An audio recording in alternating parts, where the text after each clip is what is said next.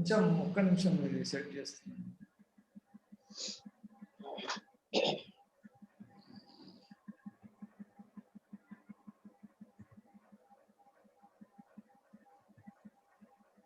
Clear ఉంది కదా screen మీద అంతా?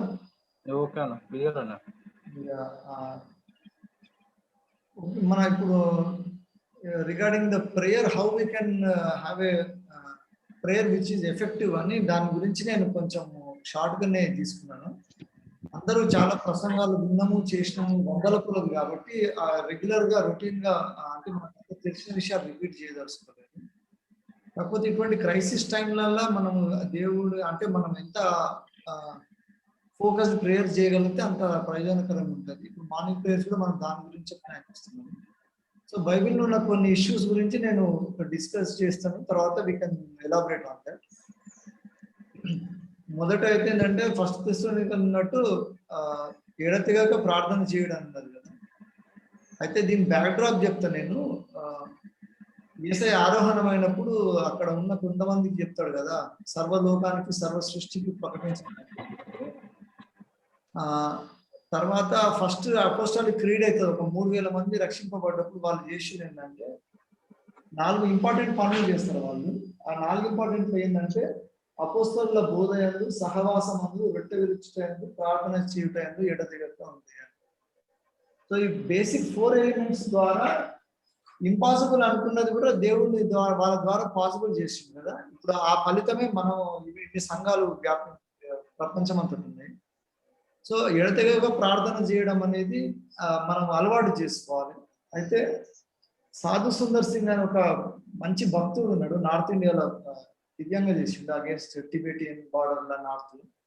ఆయన ఏమన్నాడంటే ప్రార్థన ఇట్ ఈస్ లైక్ బ్రీతింగ్ అన్నాడు. ప్రార్థన చేయడము ఒక మనిషి స్పిరిచువల్ గా ప్రేయర్, ఫిజికల్ గా బ్రీతింగ్ రెండింటికి కంపేర్ చేసి. సో ఈ కరోనా టైంలో బ్రీతింగ్ అంటే అందరికి ఈజీగా అర్థమైంది కదా. ఇప్పుడు బ్రీతింగ్ కూడా అదొక సైన్స్ లాగా ట్రైనింగ్ ఇస్తున్నారు. సో ప్రార్థన కూడా మనము కాన్షియస్ గా దాన్ని చేసుకోవాలి. అది యేసయ్య కూడా మనకు నేర్పిండు రకరకాలుగా. పర్సనల్ యేసయ్య కూడా ప్రార్థన చేయడానికి he has to spend a lot of time in solitude కదా. సో ఈ పాయింట్స్ కొన్ని నేను ఫోకస్ చేస్తాను. మన ఈ ప్రార్థన కూటం ముఖ్యంగా అది ఎఫెక్టివ్ ఉండడానికి అండర్స్టాండింగ్ కొరకు చేస్తున్నాను. Okay, will go head.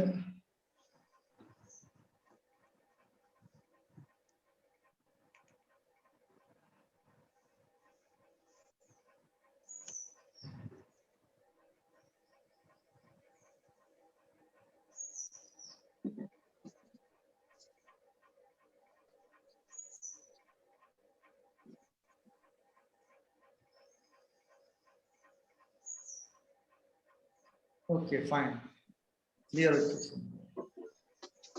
Simple definition ప్రార్థన అంటే ఏంటంటే యేసయ్యతోటి సంభాషణ, యేసయ్యతోటి కమ్యూనికేషన్. అంటే two way talking to God and having communication from God. ప్రార్థన దేవుని మీద నమ్మకం ఉన్నది చేయాలి. ప్రార్థన చేయడంతో దేవునితో మనకు సంబంధం ఏర్పడుతుంది. ఆ సంబంధం కూడా విశ్వాసంతోటి దేవుని మీద ఉన్న ట్రస్ట్ తోటి ఉంటుంది. బేసిక్ గా సింపుల్ గా ప్రార్థన డెఫినేషన్ లాగా అందరికి తెలిసిన సబ్జెక్ట్. అయితే సైతాన్ ఏం చేసిందంటే ప్రార్థనలతో ఎంత పవర్ ఉంటుందో తెలుసు. మేజర్ రిలీజియన్స్ ఉన్నాయి కదా, హిందూయిజం కానీ బుద్ధిజం కానీ. ఇప్పుడు ఇది బుద్ధిజం వాళ్ళది చాంటింగ్, ఇదేమో ఇస్లాం వాళ్ళ chanting. So major world religions లా దేవునితో కమ్యూనికేట్ చేయడానికి సైతాన్ గాడు సక్సెస్ఫుల్ గా డైవర్ట్ చేసిన అనమాట. మంత్రాలు, ఇటువంటి రిచువల్స్, చాంటింగ్ పెట్టిన. సో మన క్రైస్తవ్యము మరి ముఖ్యంగా ఇప్పుడు ప్రొటెస్టెంట్ క్రిస్టియానిటీ ఒకటే ఇటువంటి రిచువలిస్టిక్ అప్రోచ్ లేకుండా ప్రతిదినము ప్రతిసారి అసలు మన లోపల మన ఆత్మలు కూడా మూలిగితే దేవుడు వింటాడు కదా. ఆత్మ మన పరిశుద్ధాత్మ మన పక్షాన దేవుని సన్నిధిలో చెప్తుంటుంది. సో ఒక రొటీన్ గా చేయడం అనేది సైతాను క్రియేట్ చేసిన స్కీమ్. మనం కూడా రొటీన్ గా ప్రార్థన చేయడంతో అసలు ఎఫెక్టివ్నెస్ పోతుంది. తప్పకుండా సిన్సియారిటీ, ఫెయిత్, ట్రస్ట్, ఆనెస్టీ ఉండాలి. సో ఈ మూడు మేజర్ రిలీజియన్స్ ని సైతాను ఈజీగా డైవర్ట్ చేయగలుగుతాం. దేవునితో కమ్యూనికేట్ కాకుండా రొటీన్ గా చేసిండు. సో మనం కూడా రొటీన్ లో పోయినామంటే తప్పకుండా మనం కూడా త్రోవ తప్పిపోతాం. మనం కూడా అదే అనుకుంటున్నాం కానీ ఎవ్రీడే పరలోక ప్రార్థన చెప్పి అందులో ఏదో మీనింగ్ఫుల్ గా తీసుకున్నట్టు అయిపోతుంది. ఇక్కడ సైతాను పెట్టే ఒక ప్రశ్న ఏంటంటే, మనం ప్రార్థన ఎందుకు చేయాలి? ఎట్లయినా దేవుడే ఆ కంట్రోల్ ఉంది కదా, దేవుడు ఆయన చిత్తం ఎట్లా నెరవేరుస్తాడు. సో ఈ ప్రీడెస్టినేషన్ లాగా ఉంటుంది అనమాట. ఇప్పుడు కర్మ సిద్ధాంతం టైప్ లో మన చాలా మంది క్రైస్తవులలో కూడా ప్రార్థన మీద ఆసక్తి కలగకపోవడానికి ముఖ్య కారణం ఏంటంటే, మనం చేస్తామో చేయకుండా దేవుడు ఆయన చిత్తం నెరవేరుస్తాడు కదా, మనం ఎక్కువ యాక్టివ్గా చేయాల్సిన అవసరం లేదండి. సో మన హ్యూమన్ ఇన్వాల్వ్మెంట్ ని రెడ్యూస్ చేయడానికి సైతాన్ వాడే లాజిక్ అనమాట.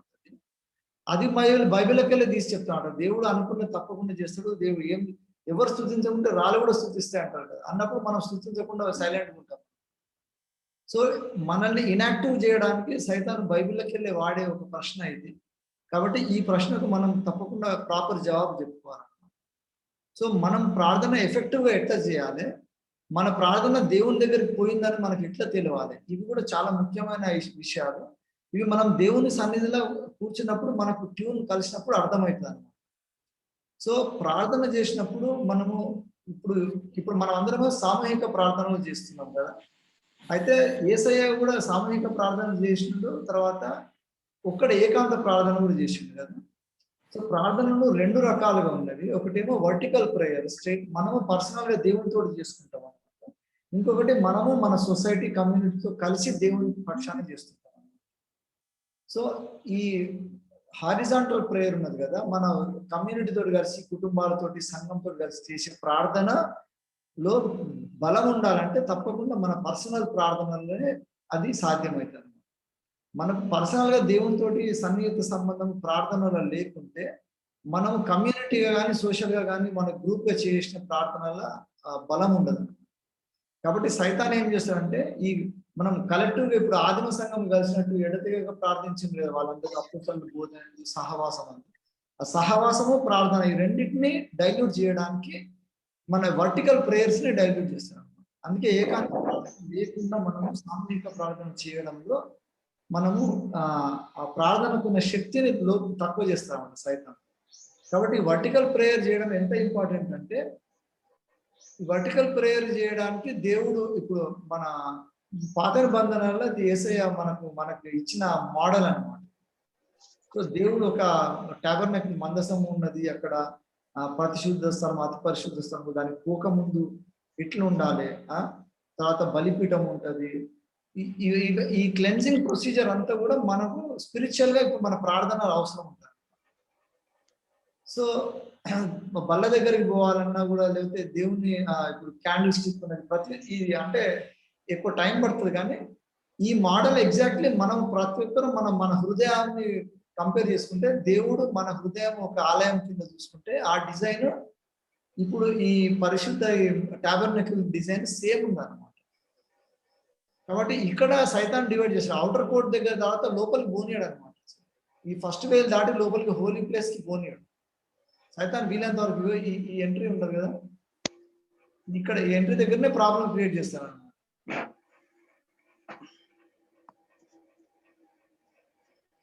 One second.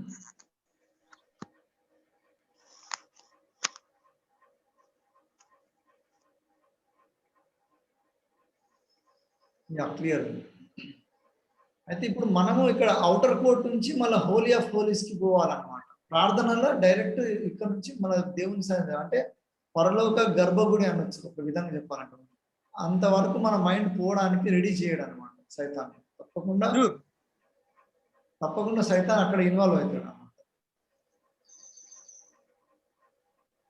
నెక్స్ట్ యేసయ్యని మోడల్ గా తీసుకుంటే, యేసయ్య ఆయన ప్రార్థన చేయటకు అరణ్యంలోనికి వెళ్ళుచుండెను. జనసమూహం అంతా ఒక్క దగ్గర ఉన్నప్పుడు యేసయ్య ఒక్కడే ఏకాంతంగా పోతాడు. ఆ వర్టికల్ ప్రేయర్ ఇంటర్సెషన్ అది ఇది అనమాట. తర్వాత మళ్ళీ విశ్వాస సహితం అందరితో కలిసి చేసినప్పుడు ఇదేమో కమ్యూనల్, మన హారిజాంటల్ ప్రేయర్ కి ఇది. మీ పాపంలో ఒకరితో ఒకరు ఒప్పుకొనుడి, మీరు స్వస్థత పొందినట్టు ఒకరికొకరు ప్రార్థన చేయుడి, నీతిమంతుని విజ్ఞాపన మనపూర్వకమైనది బహుబలమైనది. సో నీతిమంతుల విజ్ఞాపన అనేది ఇది రావాలంటే మనం తప్పకుండా మనము ఏకాంత ప్రార్థన అవసరం. ఏకాంత ప్రార్థన సిన్సియర్ గా దేవుని సన్నిధిలో చేయకుంటే మన విజ్ఞాపనలు కూడా బలంగా ఉండదు అనమాట. ఎందుకంటే మనం నీతి రావాలంటే దేవుని సన్నిధిలో ఒక్కరం గడపాలి. ఎందుకంటే మనం ఇండివిజువల్గా ఉన్నప్పుడే సైతాన్ కూడా మాక్సిమం ట్రై చేస్తుంటాడు. సో సైతాన్ని ఓవర్టేక్ చేసి యేసయ్యతో కనెక్షన్ కలిగి సక్సెస్ఫుల్గా చేయడమే ప్రార్థన జీవితం ముఖ్యం. ఎందుకంటే ఇప్పుడు మన ప్రార్థన చేసేటప్పుడు మన మైండ్ మీద పనిచేసే అన్ని ఇవే అన్నమాట. ప్రధానులు, అధికారులు, అంధకార సంబంధులు అన్న వాటితో, ఆకాశ మండలం దురాత్మల సమూహం. సో ఇండివిజువల్ ప్రేయర్ మన గ్రూప్ ప్రేయర్ చేసినప్పుడు ఇది పనిచేసే అవసరం ఉండదు. ఎందుకంటే ఇండివిజువల్ ప్రేయర్లోనే మనం డిఫీట్ చేస్తాం. కాబట్టి ఏకాంత ప్రార్థన ప్రతి ఒక్కరు కూడా డెవలప్ చేసుకోవాలి. యేసయ్య చేసుకున్నాడు, మోషే చేసుకున్నాడు. అసలు ప్రతి ఒక్కరు కూడా వర్టికల్ ప్రేయర్ చేసిన ప్రతి ఒక్కరు హారిజాంటల్ మూవ్మెంట్ ఉన్నారు. సో ఇప్పుడు అబ్రహాం కూడా దేవునితోటి సరిగా ఉన్నాడు కాబట్టి కనాన్ వరకు I could see the far off place అనమాట. మోషే కూడా అక్కడ చూసినాకనే. సో ప్రతి ఒక్కదానికి స్పిరిచువల్ గా మనం వర్టికల్ గా చూసినప్పుడే హారిజాంటల్ గా మూవ్ కావాలి. మన సంఘాలు, మన ఆత్మీయ స్థితి అవన్నీ కూడా మనం ముందుకు పోలేకపోవడం. ఎందుకంటే మనం పైకి చూడడం స్లో చేసినాం అనమాట. పైన క్లియర్ గా చూడినప్పుడు ముందుకు పోలేదు. సో ఇది చూడండి, సమస్త పరిశుద్ధ నిమిత్తము పూర్ణమైన పట్టుదలతో విజ్ఞాపన చేసి మెలకువగా ఉండండి. మెలకువగా ఉండడం అనేది మనము ఒకటి ఫోకస్ చేయాలి. తర్వాత దీనికంటే ముఖ్యం పేతురు రాసిన పత్రికలు ఉన్నది. ఆయన పరలోకమునకు వెళ్ళి దూతల మీదను అధికారుల మీదను 22వ వచనం శక్తుల మీదను అధికారం పొందిన వాడే దేవుని కుడిపార్శ్వమున ఉన్నాడు. ఇక్కడ డిపార్ట్మెంట్స్ చేసింది చూడు. పరలోకంలో ఏ దురాత్మల సమూహము సైతాన్ గాడు ఇక్కడికి తిరుగుతా ఉన్నాడు కదా ఫ్రీగా. ఇప్పుడు సో పరలోకంలోకి వెళ్ళి యేసయ్య మనకు రిజరక్షన్ తర్వాత మనకి ఇచ్చిన పవర్ ఏంటంటే అక్కడ అధికారుల మీద, శక్తుల మీద కూడా దేవుడు అధికారం పొందినాడు యేసయ్య. సో ఆ ఫోర్సెస్ ఆఫ్ ఈవిల్ అన్నది, ఫోర్సెస్ ఆఫ్ అంధకార శక్తుల సమూహం అన్నది, వాటన్నిటికంటే ఎక్కువ పవర్ యేసయ్య తీసుకొని ఉన్నాడు అన్నమాట. కాబట్టి మనం యేసయ్య తోటి కనెక్టెడ్ కానప్పుడు వాటిని డిఫీట్ చేయలేము. కాబట్టి మన ప్రార్థన ఎడతెగక ఉండాల్సి వస్తుంది అన్నమాట. అది లేకపోవడం వల్లనే ప్రాబ్లం అవుతుంది. అయితే దేవునితోటి సరిగా ఉన్నప్పుడు అంధకార శక్తులు, అంధకార సంబంధమైన విషయాలు మన ప్రార్థనని, దానికి ఉన్న పవర్ని తక్కువ చేస్తూ ఉంటాయి కదా. కాబట్టి సైతాను ఏ విధంగా మన ప్రార్థన జీవితాన్ని ఎఫెక్ట్ చేస్తుంది, సైతాను ఎటువంటి ఉచ్చేస్తుంది మనల్ని, సైతాను చేసిన తెలియని వారు కాదని అంటారు కదా, వాక్యం కూడా చెప్తుంది. సో సైతాను చేసే అటాక్ ఎట్లున్నదంటే స్ప్లిట్ పర్సనాలిటీ అని ఉన్నది, డిజార్డర్. ఇది సైకాలజీలో ఇది ఒక ఉండదు అనమాట. ఇది నేను ఇంగ్లీష్లో చదువుతా, తెలుగులో చెప్తాను. A split personality refers to dissociative identity disorder, a mental disorder where a person has 2 or more distinct personalities. The thoughts, actions and behaviors of each personality may be completely different. మనిషిలో 2 రకాలు ఉంటాయి అన్నమాట. 2 రకాలు ఉండి, అది బైబిల్లో correct ఏమున్నదంటే ద్విమనస్కులు అనే word use చేస్తారు. 2 రకాల మనసులు ఉంటాయి అన్నమాట. ద్విమనస్కులను కూడా దేవుడు ఒప్పుకోడు. నులివెచ్చని జీవితం అంటారు కదా, అది it is not hot or cold అన్నమాట. మధ్యలో అటు ఇటు వేవ్ అవుతా ఉంటుంది. సో మన మోరల్ స్టాండర్డ్స్, మన క్యారెక్టర్, మన పర్సనాలిటీని కూడా సైతాన్ గారు స్ప్లిట్ చేస్తాడు అన్నమాట. స్ప్లిట్ చేసినప్పుడు ఏమవుతుంది, మనం ప్రార్థనలు చేస్తూనే ఉంటాం కానీ ప్రార్థనలు విశ్వాసంతో చేయాలి. దేవుని సన్నిధిలో ఉన్నట్టే ఉంటాం కానీ దేవుని మీద డిపెండ్ కాదు. సో మన ప్రార్థనలు వీక్ చేయడం అన్నమాట. ఇప్పుడు మన మంత్రాలు లేవు కదా, మన క్రైస్తవ సమాజంలో మరీ ప్రొటెస్టెంట్లు అయితే మనకు రిచువలిస్టిక్ అవి లేవు. కాబట్టి మంత్రాలు చదవకుండా కూడా మనం ప్రార్థన చేసినప్పుడు ప్రార్థనకు ఎఫెక్ట్ రాకుండా ఉండడానికి మన క్యారెక్టర్ని 2గా డివైడ్ చేస్తున్నాం సైతం చేసి. ఆ 2 క్యారెక్టర్లని 2 క్యారెక్టర్స్ చేసినప్పుడు మనం ఒక క్యారెక్టర్ ఏమో నమ్ముతుంటే ఒక క్యారెక్టర్ ఏమో ఏం కాదు లేదు. సో సైతాన్ ఈ విధంగా మన ప్రార్థనలో ఉన్న శక్తిని తక్కువ చేస్తుంటారు. కాబట్టి మనము స్టిక్ కావాలి, తప్పకుండా ఎక్కడ ఎడిదిక్కున్నాం అనేది ఖచ్చితంగా మనం రెడీ చేసుకోవాలన్నమాట. తర్వాత ఇది మెనోనైట్స్ కాన్ఫరెన్స్ సంబంధించిన విషయం ఇది. అయితే ఇది నేను మళ్ళీ లాస్ట్ తర్వాత టైం ఉంటే చెప్తా. కానీ సైతాను మన మెనోనైట్ కాన్ఫరెన్స్ ని ఏ విధంగా అటాక్ చేసి, మెనోనైట్ కాన్ఫరెన్స్ లో ఉన్న విశ్వాసాలను, భక్తులను ఏ విధంగా మనం చెడగొట్టిండు అంటే, ఇప్పుడు ఇక కింద రాసింది చూడండి, for we are not ignorant of his devices. సైతాను చేసే వారి కుయుక్తులు మనకు తెలియనివి కావు అంటాడు కొరింథీ. అయితే ఇక్కడ నేను ఈ మొత్తం అంటే చాలా అంటే మన కాన్ఫరెన్స్ ఎందుకు ఇట్లా అయింది, కొంతమంది ఎందుకు ఇట్లా బిహేవ్ చేస్తున్నారు, వాళ్ళకు తెలిసి కూడా ఎందుకు తప్పులు చేస్తుందని, సైతాను ఏ విధంగా వీళ్ళని కాంప్రమైజ్ చేస్తుందనే పాయింట్ మీద ఆలోచించినప్పుడు దేవుని భయం అనేది ఉండాలి కదా. దేవుని భయం అనేది లేకున్నా కూడా దేవుడు కృపాగల దేవుడు, మనల్ని ఏమైనా క్షమిస్తాడు. మనము ఎట్లయినా మనం శరీర సంబంధం కాబట్టి వీక్ ఉంటాం మనం. సో శరీర బలహీనతలు మన పాపపు శరీరం కాబట్టి పాపానికి మనం ఎట్లా లోపడతాము అని కాంప్రమైజింగ్ యాటిట్యూడ్ తయారు చేస్తాను. అది చేసి ఇట్లా మనం పాపంతో ఉన్న, పాపపు ఆలోచనతో ఉన్న, దేవుని మీద పరిశుద్ధత పట్ల ఆసక్తి లేకున్నా కూడా దేవుడు మనల్ని ఏమనడులే అని దేవుని భయం లేకుండా చేస్తున్నాం. సో మన కాన్ఫిడెన్స్ లో ఇప్పుడు ఉన్న విచ్చలవిడితనానికి, దేవుని భయం లేకపోవడానికి కారణం సైతాన్ ఇచ్చే ఈ రీజన్. ఇది కూడా వాళ్ళ బైబిల్కి వెళ్ళి చూపిస్తారు అనమాట. కృపకాలం, కృపగల దేవుడు కదా, ప్రేమగల దేవుడు కదా. ఒకసారి రక్షించినాక ఆయన బిడ్డల్ని ఎట్లు బాగుంటాడు, తల్లి అయినా మరుస్తుంది కానీ నేను మరో అంటాడు కదా అని దేవుని గుణలక్షణాలని హైలైట్ చేసుకుంటా మనము దేవుని పట్ల, పరిశుద్ధత పట్ల ఆసక్తి లేకుండా, రోషం లేకుండా తయారు చేస్తాం. ఇటువంటి పాయింట్స్ మొత్తం మనం మెననైట్లో తీసినాం. ఇట్లా చేసినాకనే ఈ అడల్టరీ అనేది మెననైట్ కాన్ఫరెన్స్ లో ఈ శరీరకంగా, మానసికంగా 2 రకాల వ్యభిచారము ఫుల్ ఉన్నది. 40 సంవత్సరాల్లో నేను అబ్జర్వ్ చేసిన కదా, ఉన్న పాత లీడర్స్ వల్ల ఉన్నది. ఒకడేమో శరీరకంగా మొత్తం అసలు మెననైట్ మన మెడికల్ సెంటర్ ఒక సుధమ గుమరలాగా తయారు చేసింది. వాస్తవం చెప్పాను, పేర్లు చెప్పేది లేదు కానీ ఒకడు రెవరెండ్ కాకుండా రెవరెండ్ అని చెప్పుకొని కాన్ఫరెన్స్ లో ఆత్మీయ విషయంలో అడల్టరీ చేసి, ఇంకోటేమో శరీరకంగా చేశారు. సో ఇట్లా వీళ్ళకి సపోర్ట్ చేసే వాళ్ళకు ఆల్కహాల్ మత్తు మీద వాళ్ళకు అలవాటు, మద్యపానం. సో మద్యపానం మీద కాకుండా ఆత్మపూర్ణులు అయి ఉండడానికి వాక్యం చెప్తుంది కదా. ఆత్మపూర్ణులు కాకుండా ఈ spirit, the spirit of the world అనే దానికి అలవాటు పడుతుంది. తర్వాత అధికార దాహం రావడానికి, పెత్తనం చేయడానికి, తర్వాత ఫ్యామిలీ బంధు ప్రీతి కావడానికి, దీనికి అన్నిటికీ బైబిల్లో రెఫరెన్సెస్ ఎన్నో ఉన్నాయి, నేను ఇప్పుడు టైం లేదు కాబట్టి. తర్వాత ఫైనాన్షియల్ గా, మోరల్ గా, ఇవన్నీ కూడా తప్పు చేసినా ఏం కాదులే, దేవుడు కాపాడుతున్నాడు, ఏం ప్రాబ్లం లేదు, కాంప్రమైజింగ్ యాటిట్యూడ్ తయారు చేసినారు అనమాట. వీళ్ళకి తెలుసు సంఘం నుండి దేవుని సన్నిధులకి దేవుని డబ్బు దొంగతనం చేసి అది ఏం కాదులే, ఇది దేవుడు మన కోసం చేసిందంటారు. ఇప్పుడు దేవుని భూములు అమ్మేటోళ్ళు అందరూ కూడా ఏమంటారు, మిషనరీలు మన కోసమే ఈ భూములు అనుకున్నారు కదా, మనం అమ్ముకుంటే వేరుడు అమ్ముతారు, ఎట్లయినా మనమే చేయాల్సింది. సో నిర్లక్ష్యము, సెల్ఫిష్నెస్ అనేది, స్వార్థం అనేది కూడా మెననైట్ పెద్ద పాపం అనమాట. అసలు దీనివల్ల మెననైట్ సగం చెడిపోతుంది. తర్వాత ఆత్మల రక్షణ భావం, మిషనరీ జీల్ అనేది లేకుండా అయిందనమాట. మనం ఆత్మలు రక్షించకుండా ఎవరో ఒకరు సేవలు చేస్తున్నప్పుడు వేరే చేసే మినిస్ట్రీస్ ని మనం క్రిటిసైజ్ చేయడం నేర్చుకున్నాం, కానీ మనం ఆత్మల రక్షణ చేయకపోవడం కూడా మనం దేవుడు క్వశ్చన్ చేస్తాడనేది పోయింది మన కాన్ఫిడెన్స్ లో.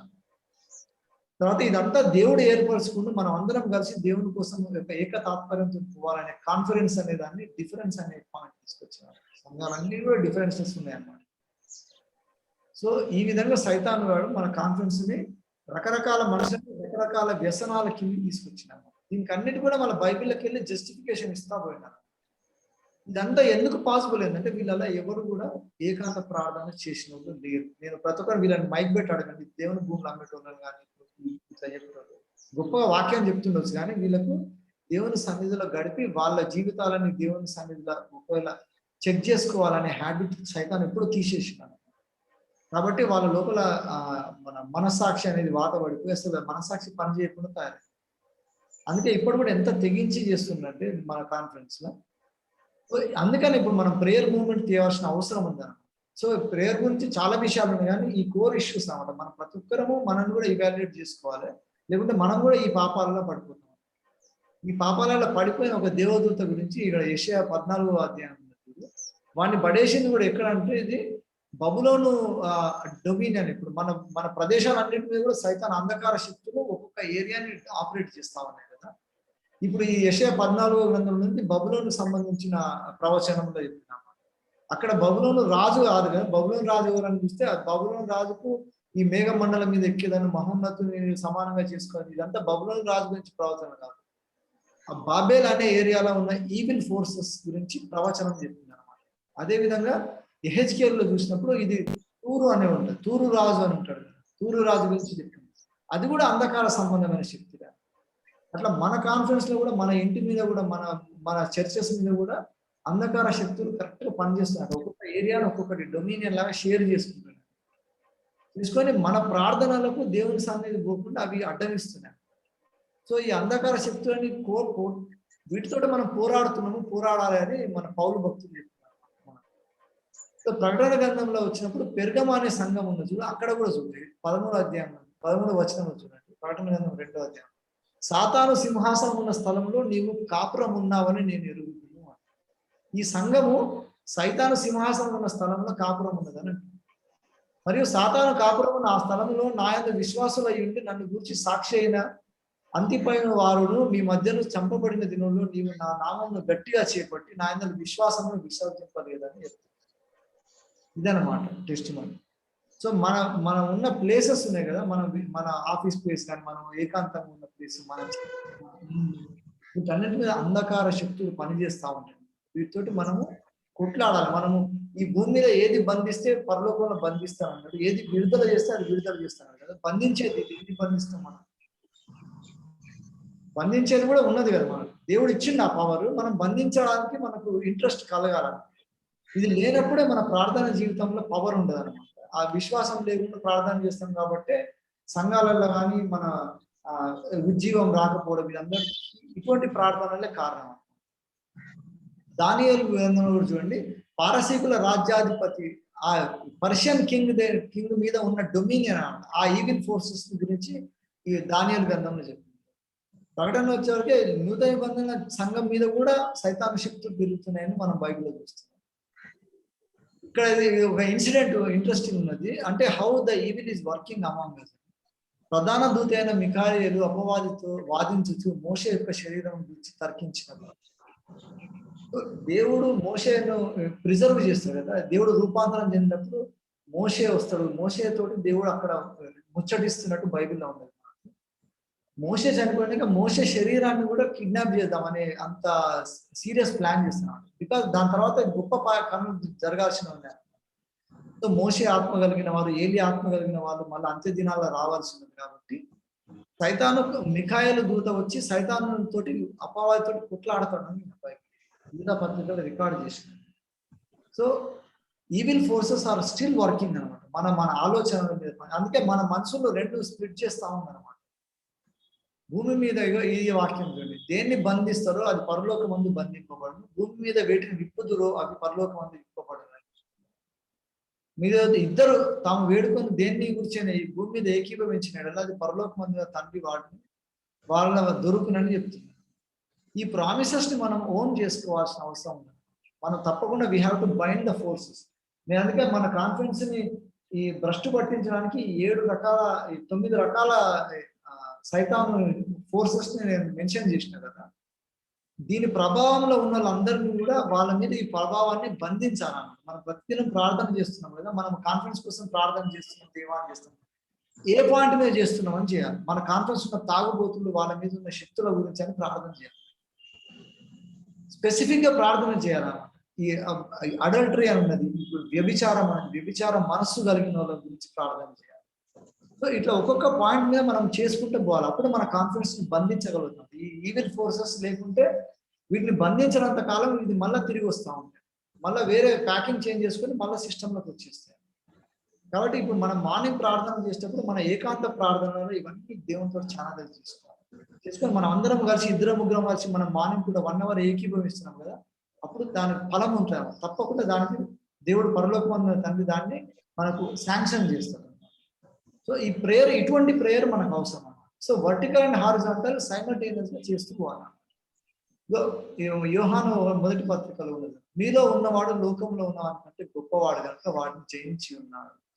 యేసే అందుకనే కదా అంధకార శక్తులను అన్నిటి మీద కూడా అధికారం, రిజరక్షన్ తర్వాత యేసే వీటన్నిటి మీద అధికారం సంపాదించింది. కాబట్టి మనకు కూడా వీటి మీద అధికారం ఇచ్చింది. కాబట్టి we are authorised and we are authorities over these evil forces.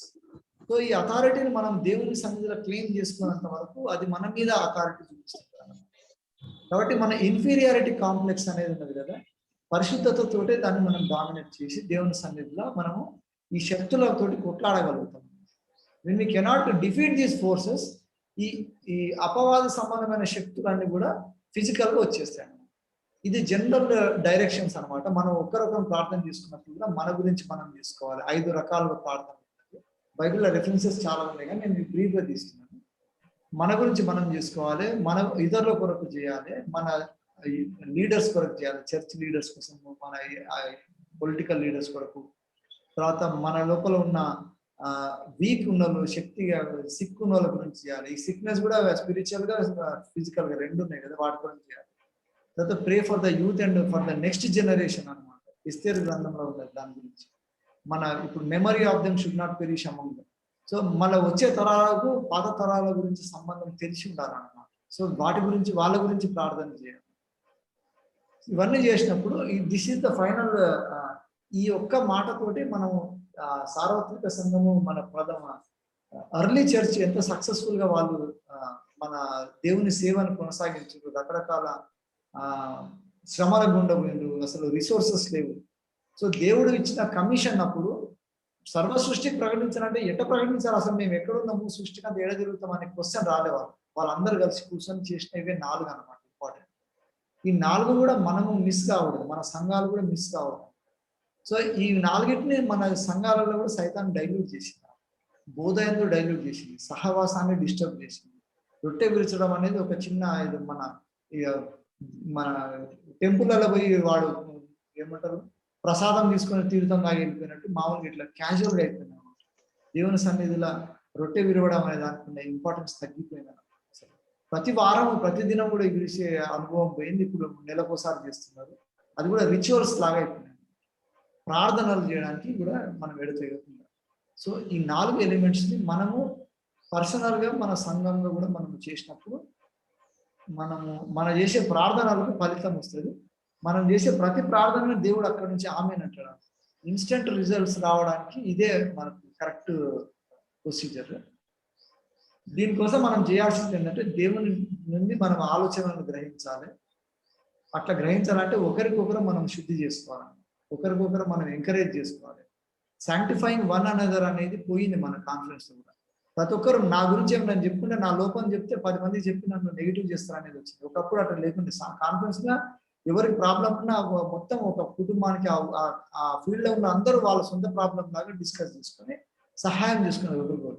ఇప్పుడు సహాయం చేసుకోవడం దాచిపెట్టుకుంటున్నాం, ఎందుకంటే ఎక్కడ నా గురించి తప్పులు మాట్లాడుతున్నారు. సో తప్పుల మీద మనం ఎక్కువ ఫోకస్ చేసినట్టు ఒకరినొకరు సైతాను శక్తులని మనం డిస్ట్రాయ్ చేయగలుగుతాం అన్నమాట. దేవుని డైరెక్షన్ మనల్ని ఒకరు పరిపూర్ణం చేసుకున్నప్పుడు తర్వాతనే దేవుని చిత్తాన్ని మనం నెరవేర్చడానికి వీలు.